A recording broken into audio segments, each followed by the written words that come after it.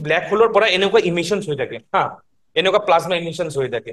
This is what we have capture. তো প্লাজমাত কি হয়, বহুত হাই ৰেডিয়েটিভ পাৰ্টিকলছ থাকে। অ'কে, তো ব্ল্যাক হোলৰ ইয়াতে ইম্পৰ্টেঞ্চটো হয় কি, মানে ব্ল্যাক হোল ফৰ্ম হয় কেনেকে, that is our main understanding. সেইটো যদি আমি গম পাওঁ, কালি যদি যেনেকুৱা কুৱেশ্যন আহি যায় we can attempt it. Okay, তো ফৰ্মেশ্যন অফ ব্ল্যাক হোল আমি চাই আছো দুই প্ৰকাৰত হ'ব পাৰে।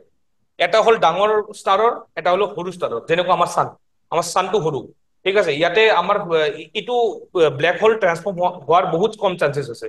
সেই চান্সটো উইল ডিফাইন ইট। আমাৰ এটা ডাঙৰ চাইণ্টিষ্ট আছিল চন্দ্ৰশেখৰ লিমিট বুলি, সি এটা লিমিট বনাইছিল। And that limit will decide কি এটা ষ্টাৰ ব্ল্যাক হোল হ'ব নে নাই। অ'কে, তো ব্ল্যাক হোলৰ আমি এটা চাই আছো কি নৰ্মেলি আগত কি থাকে, গেছে থাকে। তো গেছ কেইটা আগত ইণ্টাৰেকশ্যন ষ্টাৰ্ট দিয়ে, এণ্ড সেই সিহঁতৰ ইণ্টাৰেকশ্যন কেনেকুৱা হ'ব, মাইক্ৰ একদম পুৰা মিনিমাল সৰু লেভেলত হ'ব। তো তাতে কেনেকুৱা ফৰ্চেছ কাম কৰিব, very very small weak forces কাম কৰিব, ইনিচিয়েলি উইক ফৰ্চেছ কাম কৰিব, তাৰপিছত অলপ হায়াৰ লেভেল অফ ফৰ্চেছ কাম কৰিব, যেনেকুৱা ইলেক্ট্ৰমেগনেটিক ফৰ্চ। তাৰ ওপৰত যেতিয়া আৰু ডাঙৰ হৈ যাব, তেতিয়া gravitational force will come in to play. ঠিক আছে, তো তাতে ফ'ৰ ফাণ্ডামেণ্টেল ফৰ্চেছ আছে অফ আৱাৰ ইউনিভাৰ্চ। তো এটাৰ পিছত এটা কাম কৰি থাকে।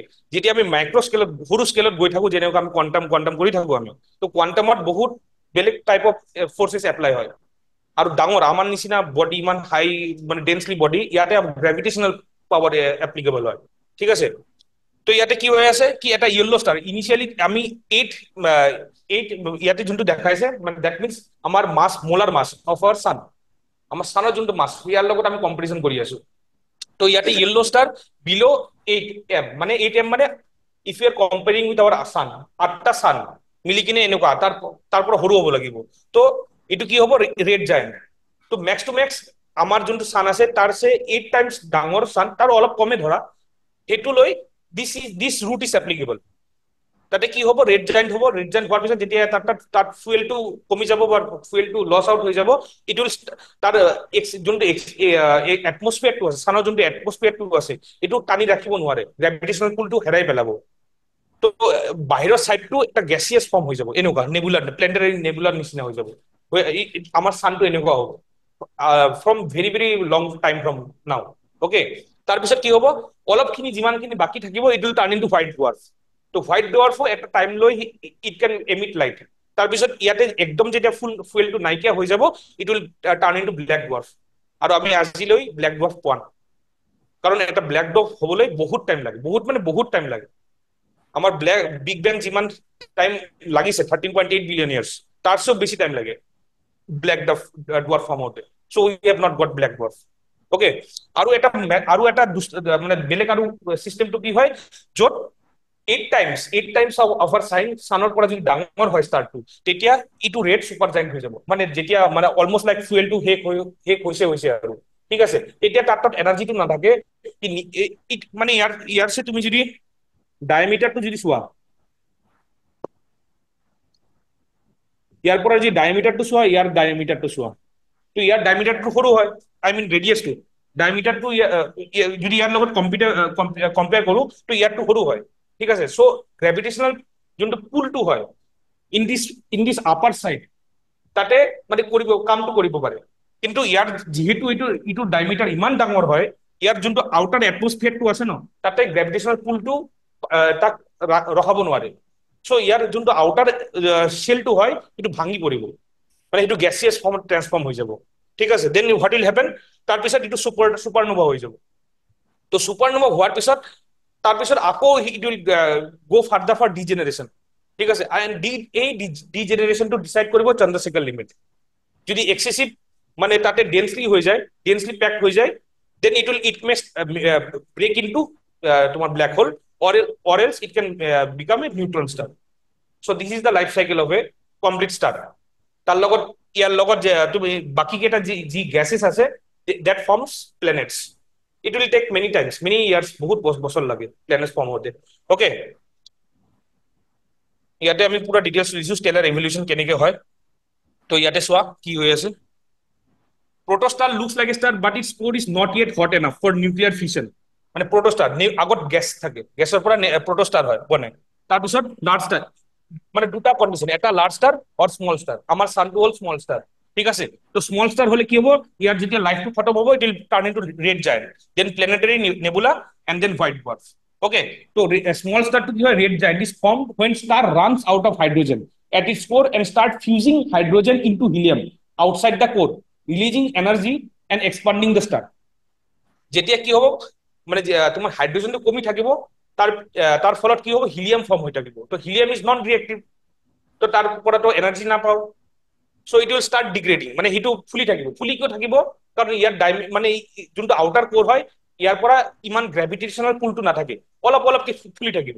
আৰু যিমানখিনি গ্ৰেভিটেশ্যনেল পুলৰ আণ্ডাৰত থাকিব সিমানখিনি কম্প্ৰেছ হৈ থাকিব, হিলিয়ামটো কম্প্ৰেছ হৈ থাকিব এটা ফালে। মানে দুটা কণ্ডিশ্যন হৈ আছে, ইন দ্য আউটাৰ চাইড এক্সপেণ্ড হৈ আছে, ইনাৰ চাইড কম্প্ৰেছ হৈ আছে।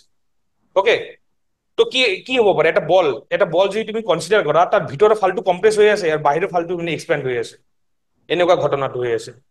ঠিক আছে, তো large red giants are hot enough to turn the helium at their core into heavy elements. তো হিলিয়াম এটা টাইমৰ পিছত হিলিয়ামটো কনভাৰ্সন ষ্টাৰ্ট হ'ব, হেভি এলিমেন্টস ফৰ্ম হোৱা ষ্টাৰ্ট হ'ব, কাৰ্বন ফৰ্ম হৈ যাব পাৰে, ঠিক আছে, আৰু হেভি এলিমেন্টস ফৰ্ম হ'ব পাৰে, ঠিক আছে। তো এই কাৰ্বন চাৰ্বন যদি ফৰ্ম হোৱা ষ্টাৰ্ট দিয়ে, তাৰ মানে কি হৈ আছে, তাতে ৰিয়েকশ্যন স্পীডটো কমি আছে। ৰিয়েকশ্যন স্পীডটো যদি কমি আছে তাৰ মানে কি হয়, নেচাৰেল কথা মৰি আছে star, the star is dyeing. Once the star runs out of fuel, it collapses under gravity, নিজৰ গ্ৰেভিটি কলাপস হৈ যায়। ঠিক আছে, তো এটা সি নোৱাৰে আৰু নিজক মানে বচাই ৰাখিব নোৱাৰে। নিউক্লিয়াৰ ফিছনটো যোনটো হৈ আছে ন, তাতে যোনটো ৰিয়েকশ্যনটো হৈ আছে, তাৰ ভিতৰৰ পৰা এটা এনাৰ্জি আউটসাইড এনাৰ্জি দিয়ে। সেই এনাৰ্জিটো মানে বেলেঞ্চ আউট কৰি থাকে, গ্ৰেভিটেশ্যনেল পুল আৰু সেইটো তোমাক দুটা বেলেঞ্চ কৰি থাকে। যদি নিউক্লিয়াৰ ৰিয়েকশ্যন বন্ধ হৈ যায়, তাৰ ভিতৰত কি হ'ব, তাৰ ভিতৰৰ পৰা যোনটো প্ৰেচাৰটো আহি আছে সেইটো অহা বন্ধ কৰি দিব। তেতিয়া কি হ'ব, সেইটো ভাঙি থাকিব, ভিতৰত সোমাই থাকিব, গ্ৰেভিটেশ্যনেল পুলটো বেছি পাৱাৰফুল হৈ যাব উইথ ৰেসপেক্ট টু নিউক্লিয়াৰ ফিউশন, যোনটো কেমিকেল ৰিয়েকশ্যন হৈ আছিলে। গম পাইছা, বুজি পাইছা কথাটো? ঠিক আছে, তাৰপিছত কি হ'ব, the remains of star are devoid of fuel, they consist of degenerate matter with a very high density. মানে হাই লেভেল অফ সেইটো মেটেৰিয়েল বনি আছে, কাৰ্বন আৰু হাই তুমি ভাবিব আৰু হেভি মেটেৰিয়েল বনি আছে। তো যিমান বেছি মেটেৰিয়েল হাই মানে হেভি মেটেৰিয়েল যদি বনি থাকে, তাৰ ডেন্সিটি বেছি হ'ব। তো এটা লেভেল লৈ সেইটো মানে গ্ৰ' কৰি থাকিব। তাৰপিছত কি হ'ব, ইমান বেছি ডেন্সিটি হৈ যাব যে তাৰ নিজৰ এটা ইমান গ্ৰেভিটেশ্যনেল পুল বাঢ়ি যাব, then it will start collapsing inside. Okay, so white লাস্টত গৈ কিনে এইটো হোয়াইট ডুয়ার্ফ বনি যায়। এই white dwarf becomes a black dwarf when it stops emitting light, মানে যেতিয়া আৰু খতম আৰু তাতে আৰু একো নাই আৰু। এণ্ড এইফালে যদি চাওঁ ব্লেক হোলৰ যোনটো মানে যদি ৰুটটো চাওঁ, ইয়াতে কি হৈ আছে, as the large red giant condenses, it heats up even further, burning the last of its hydrogen and causing the star outer layers to expand. Outer layers কেটা এক্সপান্ড হ'ব, কিন্তু ভিতৰৰ লেয়াৰ্স কেটা কিন্তু সিমিলাৰ, অলমোস্ট সিমিলাৰই হয়। ঠিক আছে, কিন্তু সেইটো সাইজটো ডাঙৰ। সাইজটো ডাঙৰ হোৱাৰ কাৰণে ইয়াতে বেলেগ ফিজিক্স লাগি আছে, তাতে বেলেগ ফিজিক্স লাগি আছে। ঠিক আছে, a supernova can be triggered by the sudden reignition of nuclear fission in a degenerate star. By দুটা সুপারনোভা হোৱাৰ পিছত ইট ক্যান বি মানে ৰিইগনাইট কৰিব পাৰে আৰু। ঠিক আছে, ৰিইগনাইট হলে এইটোৰ যোনটো ফিউচাৰ চেঞ্জ হৈ যাব, যদি ৰিইগনিশন নহয় ইয়াৰ ফিউচাৰ বেলেগ হৈ যাব আৰু। ঠিক আছে, so protons and electrons left after a supernova are forced to combine to produce a very dense neutron star. ঠিক আছে, আৰু যোনটো মই কথা কলো, this is the Chandrasekhar limit. So Chandrasekhar limit is the maximum mass at which a star near the end of its life can become a white dwarf, and above which the star will collapse to form a neutron star or black hole. ঠিক আছে, যদি বেশি ডাঙর হয়ে যায় then it will turn into black hole, আর যদি সরু হয়ে যায় then it will stay as a তোমার সুপারনোভা এনেকুৱা স্টার, সরু স্টার হয়ে থাকিব। ঠিক আছে, the currently accepted value of Chandrasekhar limit is about 1.4 solar masses। মানে আমার যোনটো সানৰ যোনটো মাস হয় তার সে যদি 1.4 টাইমস বেশি যদি হয়, it will turn into black hole. ঠিক আছে, এই মানুহটোৰ ওপৰত নাসাই এটা অবজারভেটরি উড়াইছে, x ray observatory, Chandra x ray observatory. Okay, so এইটো I have given, you can later I will share the slide, you can later see কেনেকুৱা হ'ব পাৰে। তো ইয়াতে চোৱা ষ্টাৰৰ লাইফ টাইম এনেকুৱা হয়, ষ্টাৰৰ ডেট এনেকুৱা হয়, ব্ল্যাক হোলৰ লাইফ টাইম চোৱা, ইজ এ ব্ল্যাক হোলৰ লাইফ টাইম হয়। তো এইটোৱে হ'ল, that is the idea behind black hole beam. ঠিক আছে, বিম টু প্লাজমা পার্টিকলস হয় supercharged magnetic field of black whole.